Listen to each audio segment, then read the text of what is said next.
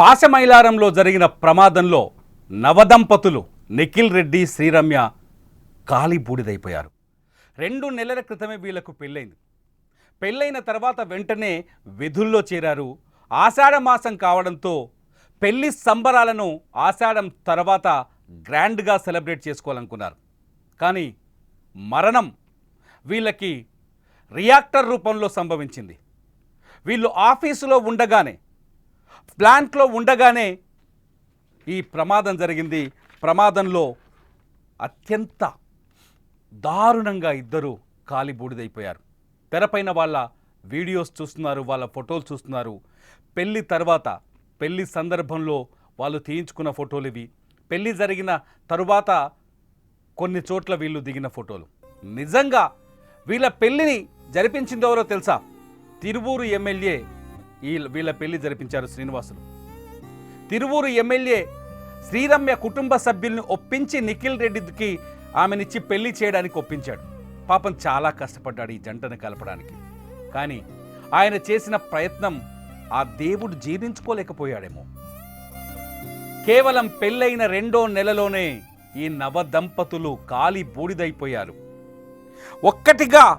ఒక్కటైన మురిపం తీరక ముందే బూడిదగా మారిపోయారు. ఒక్కసారి ఆ జంటని గుర్తు చేసుకున్నాక, ఎందుకంగా మన ఇంట్లో కొత్తగా పెళ్ళైన వాళ్ళని ఎంత మురిపంగా, ప్రేమగా, ఎంత ముద్దుగా చూసుకుంటాం కదా. వాళ్ళకి ఏం కావాలంటే అది ఇస్తాం కదా. వాళ్ళకి పూర్తి స్వతంత్రాన్ని, స్వేచ్ఛని, వాళ్ళు సంతోషంగా ఉండాలని కోరుకుంటాం. అదే సంతోషాన్ని వీళ్ళు ఇప్పుడు ఎంజాయ్ చేస్తున్న తరుణం. సరిగ్గా ఈ సంతోషం భగభగమండే మంటల్లో కాలి బూడిదైపోయింది. బాంబులా పేలిపోయిన ఫ్యాక్టరీలో వీళ్ళ శరీరాలని ముక్కలు చేసింది. మృత్యువు ఊహించని విధంగా ఈ నవదంపతులను కబలించింది. ఒక్కసారి శ్రీరమ్య ఇంటికి వెళ్దాం చూడండి. ఒక్కసారి శ్రీరమ్య ఇంటికి వెళ్దాం. ఆ కన్న తల్లి ఈ నవదంపతులను గుర్తు చేసుకొని బోరున విలపిస్తున్న తీరు చూస్తే గుండె ద్రవించిపోతుంది. ఒక్కసారి వినండి ఆ తల్లి ఆవేదనని, ఆక్రోదనని.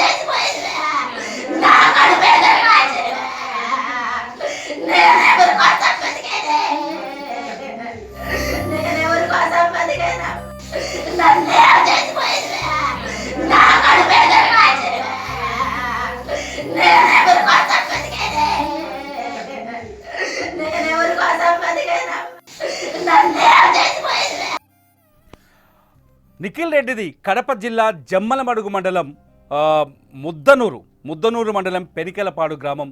నిఖిల్ రెడ్డి రమ్యది తిరువూరు నియోజకవర్గం. ఇద్దరు కలిసి ఇదే కంపెనీలో, ఏదైతే సిగాచి ఈ ఫార్మా కంపెనీలో క్వాలిటీ కంట్రోల్ ఆఫీసర్స్గా పనిచేస్తున్నట్టుగా తెలుస్తుంది. ఎంప్లాయీస్గా పనిచేస్తున్నారు, షిఫ్ట్ ఇన్ఛార్జులుగా ఉన్నారు. ఈ ఇద్దరు ఇక్కడే కలిశారు.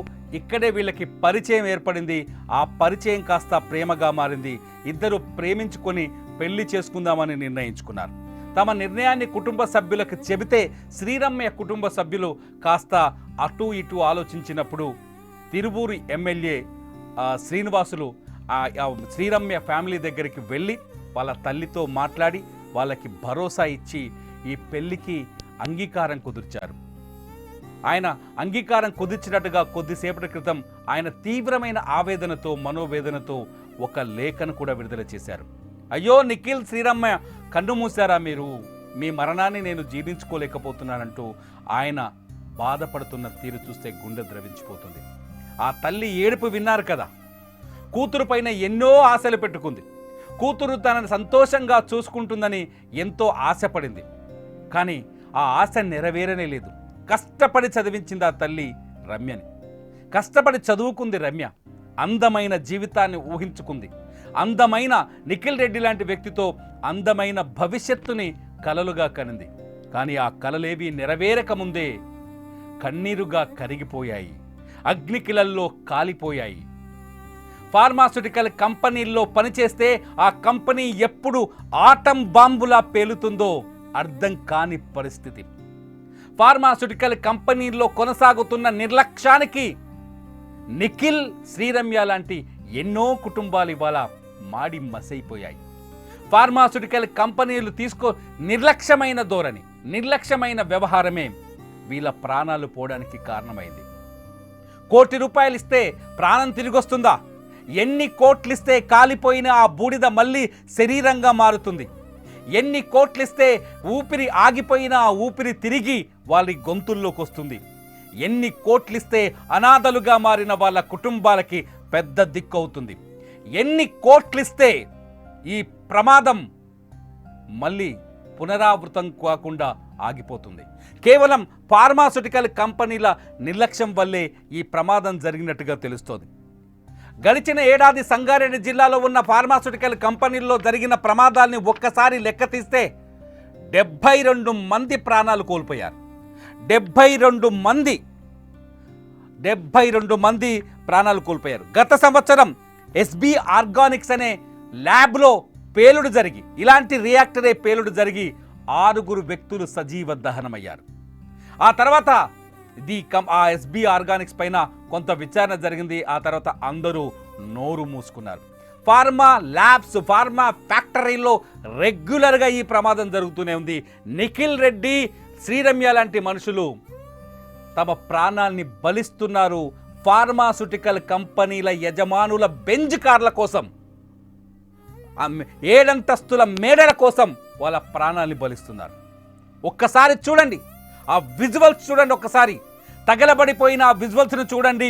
మనుషులు అనే వాళ్ళు ఇందులో మిగులుతారా? పేలిపోయిన ఆ విజువల్స్ను చూడండి. మనుషులు అనే వాళ్ళు ఇక్కడ మిగులుతారా? ఈ ప్రమాదాలకి కారణం ఏంటని ఒక్కసారిగా ఆరా తీస్తే చాలా స్పష్టంగా అర్థమవుతుంది. నైపుణ్యం లేని వారి చేత ప్రమాదకరమైన పరిస్థితుల్లో పని చేయించడం.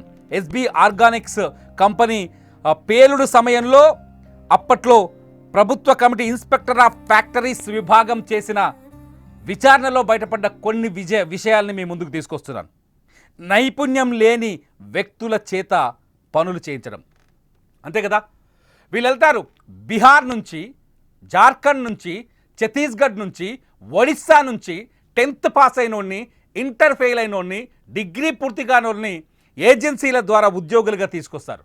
ఆ ఉద్యోగుల్ని తీసుకొచ్చి వీళ్ళని ఇక్కడ తక్కువ జీతానికి నియమించుకుంటారు. వాడికి ఏమీ తెలియదు, ప్రాక్టీస్ ఉండదు. ఇప్పుడు నిఖిల్ రెడ్డి, మన శ్రీరమ్య లాంటి వ్యక్తులు ఉంటారు కదా, వీళ్ళని ఒక టీం లీడర్గా తయారు చేసి వాళ్ళ కింద ఆ పనులు తెలియని వ్యక్తుల్ని పెట్టించి వీళ్ళ చేత అత్యంత ప్రమాదకర పరిస్థితుల్లో, భయంకరమైన పరిస్థితుల్లో పనులు చేయిస్తారు. అదే ఎస్బీ ఆర్గానిక్స్ విషయంలో గతంలో బయటపడింది. 6 చనిపోయారు ఆ రోజు. ఇప్పుడు ఇక్కడ కూడా ఈ సిగాచిలో కూడా అదే జరిగిందని అక్కడున్న వ్యక్తులు చెప్తున్నారు.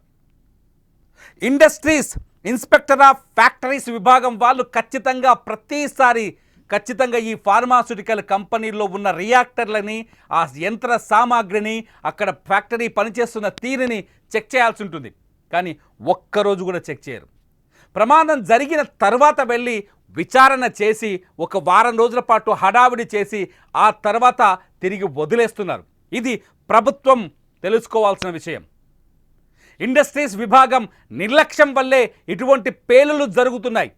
ఇండస్ట్రీస్ విభాగం కళ్ళు మూసుకోవడం వల్లే ఇటువంటి పేలులు జరుగుతున్నాయి. ఇన్స్పెక్టర్ ఆఫ్ ఫ్యాక్టరీస్ విభాగం వాళ్ళ నిర్లక్ష్యం వల్లే ఈ ప్రమాదాలు జరుగుతున్నాయని స్పష్టంగా అర్థమవుతుంది. అహ్మదాబాద్లో విమానం కూలిపోయినప్పుడు అందరం కన్నీళ్లు పెట్టుకున్నాం కదా, అది ప్రమాదం, అది నిజమైన ప్రమాదం. ఇది ప్రమాదం కాదు, మానవ తప్పిదం. అహ్మదాబాద్లో విమానం కూలిపోయినప్పుడు మనం నిజంగా ఎంత బాధపడ్డాం.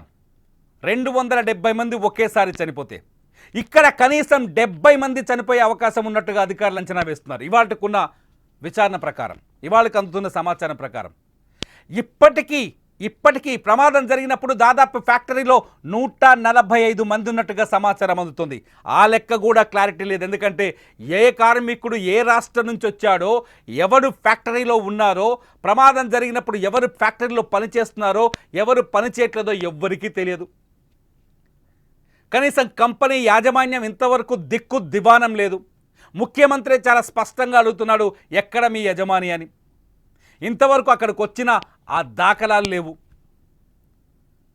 దాదాపు 42 మంది అఫీషియల్గా ఇప్పుడు మనకు తెలిసింది. సాయంకాలానికి మృతుల సంఖ్య ఎంత ఉంటుందో అర్థం కాని పరిస్థితి. రేపు ఉదయానికి ఈ సంఖ్య ఎప్పటికీ ఎంతకు చేరుతుందో అర్థం కాని పరిస్థితి.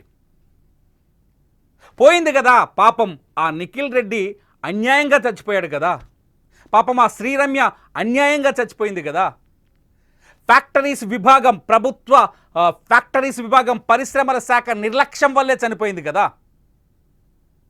ఫ్యాక్టరీలో కార్మికుల సంక్షేమాన్ని పట్టించుకోకపోవడం వల్లే చనిపోయింది కదా. ప్రమాదాలు జరిగినప్పుడు వాళ్లకు ప్రాణానికి హాని కలగకుండా ఉండేందుకు చర్యలు తీసుకోకపోవడం వల్లే జరిగింది కదా. రియాక్టర్లు ఉంటాయి ఈ ఫార్మా కంపెనీల్లో, రియాక్టర్లు తరచుగా పేలుతుంటాయి. అవి కూల్ అయ్యే విధంగా కొన్ని సిస్టమ్స్ని బిల్డ్ చేయాలి. కానీ ఫార్మాస్యూటికల్ కంపెనీలో ఆ సిస్టమ్ని చేయవు. అది ఖర్చుతో కూరుకున్న పని కాబట్టి డబ్బును దోచుకోవాలి, డబ్బు సంపాదించుకోవాలి, తక్కువ సమయంలో ఎక్కువ డబ్బులు రాబట్టుకోవాలి. కేవలం ఒక్కటే లక్ష్యం వీళ్ళది. ఫార్మా కంపెనీల లక్ష్యం ఒక్కటే. ఫార్మాతో కోటీశ్వర్లైన వాళ్ళు హైదరాబాదులో 100కు పైన ఉంటారు. ఫార్మా ఇండస్ట్రీ మీద బిజినెస్ చేసే వాళ్ళు 100కు పైనే ఉంటారు మన హైదరాబాద్లో. ఒక్కొక్కడి ఆస్తి 100 కోట్ల పైనే ఉంటుంది. మీ దగ్గర పనిచేసే కార్మికుల రక్షణ కోసం కొంతైనా ఖర్చు చేయలేరా మీరు? మీ దగ్గర పనిచేసే కార్మికుల ప్రాణాలని కాపాడడానికి ఏమాత్రం ప్రయత్నించరా మీరు? చాలా స్పష్టంగా ఇప్పుడు ప్రభుత్వం ఒక కమిటీ వేసింది. ప్రమాదానికి గల కారణాలు ఏంటనేది మన తెలంగాణ సీఎస్ సమక్షంలో ఈ కమిటీ విచారణ జరపాలని ముఖ్యమంత్రి రేవంత్ రెడ్డి ఆదేశాలు జారీ చేశారు. చూడండి, 4 రోజుల్లోనూ 5 రోజుల్లోనూ ఈ కమిటీ రిపోర్ట్ వస్తుంది. మళ్ళీ అదే జరుగుతుంది. రియాక్టర్లను తరచూ చెక్ చేయకపోవటం వల్ల పేలుడు జరిగింది. రియాక్టర్ల కూలింగ్ సిస్టమ్ సరిగ్గా లేకపోవడం వల్ల ఈ పేలుడు జరిగింది. నిష్ణాతులైన ఉద్యోగులని నియమించుకోకపోవడం వల్ల ఈ పేలుడు జరిగింది. ఇన్స్పెక్టర్ ఆఫ్ ఫ్యాక్టరీస్ పర్యవేక్షణ లోపం ఉన్నా కూడా ఈ పేలుడు జరిగింది. అదే చెప్తారు ఫైనల్గా. కానీ ఏ ఉద్యోగి పైన చర్యలు తీసుకున్న దాఖలా లేవు. సంగారెడ్డి జిల్లాలో ఉన్న ఫార్మా ఫ్యాక్టరీల చరిత్రల్లోకి వెళితే ఎన్నో ప్రమాదాలు జరిగాయి. అందులో ఇప్పటివరకు 72 మంది, ఈ సంవత్సరంలోనే 72 మంది చనిపోయారు. చనిపోయిన వాళ్ళు కనీసం చనిపోయిన వాళ్ళైనా సంతోషంగా ఉంటారు. కానీ గాయాల పాలై ఇంటికి పరిమితమైన వాళ్ళ పరిస్థితిని ఒక్కసారి అంచనా వేయండి. మీకు తెలిసిన వాళ్ళు, మీ పరిధిలో ఉన్న వాళ్ళు ఒక్కసారి వెళ్ళి ఫార్మా కంపెనీలో గాయపడి బతుకీడుస్తున్న వాళ్ళ కుటుంబాలను పలకరించి చూడండి. గుండె చెరువైతుంది, కన్నీళ్లు ధారలుగా కారుతాయి. ఒక్కసారి ఆలోచించండి. బుక్కెడు మెతుకుల కోసం, పొట్ట కూటి కోసం 100 కిలోమీటర్ల నుంచి బీహార్, జార్ఖండ్, ఒడిస్సా నుంచి, ఛత్తీస్గఢ్ నుంచి వచ్చిన అక్కడ ఒక ఫోటో చూశాను నేను. ఇక్కడ ఒక మహిళ భర్తకు ఫోన్ కొడుతూనే ఉంది. అతను ఎత్తితే బాగున్నట్టు, లేకపోతే చచ్చిపోయినట్టు. నిఖిల్ రెడ్డి, శ్రీరమ్య లాంటి కథలు చాలా ఉన్నాయి ఇక్కడ సిగాచి ఫ్యాక్టరీ ముందు. దయచేసి ఇప్పుడైనా ఆలోచించండి. ఫార్మా కంపెనీల యాజమాన్యాలు ఆలోచించండి. మీ కంపెనీల నుంచి వస్తున్న విషంతో ఇప్పటికే కొన్ని వేల జీవితాలు నాశనం అవుతున్నాయి. కనీసం మీ కంపెనీలో పనిచేస్తున్న వాళ్ళ జీవితాల గురించైనా ఆలోచించండి. నేను చెప్తుంది తప్ప, నేను చెప్తుంది రాంగా? మీరేమనుకుంటున్నారు? నా మాటల్లో ఒక కోపం ఉందా, లేకపోతే విద్వేషం ఉందా, లేకపోతే బాధ ఉందా? మీరేమనుకుంటున్నారు? ఈ వీడియో కింద కామెంట్ చేయండి. చూస్తూనే ఉండండి అప్డేట్స్ కోసం సుమన్ టీవీ లైవ్, అట్లాగే సుమన్ టీవీ డిజిటల్ లైవ్.